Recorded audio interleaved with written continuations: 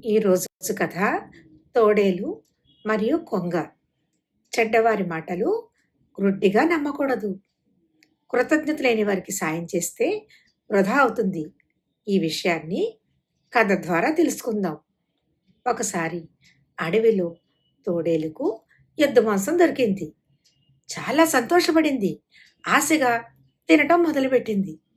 తింటూ ఉండంగా ఎముక గొంతుకులో గుచ్చుకుంది. చాలా బాధపడింది.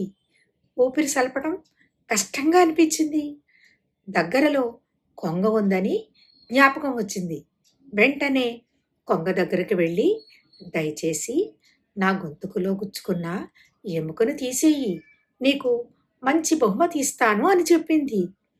కొంగ జాలిపడి తన పొడవాటి ముక్కును తోడేలు నోటిలో పెట్టి జాగ్రత్తగా ఎముకను బయటకు తీసింది.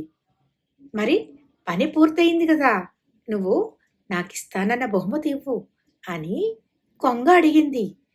తోడేలు నవ్వి, ఏ బహుమతి? నువ్వు నా నోటిలో నీ ముక్కు పెట్టినప్పుడు కొరికేయచ్చు కదా, అలా చేయకుండా ప్రాణాలతో నిన్ను వదిలిపెట్టాను. అదే నేను నీకిచ్చే గొప్ప బహుమతి అని చెప్పి స్వార్థపరుడైన తోడేలు వెళ్ళిపోయింది.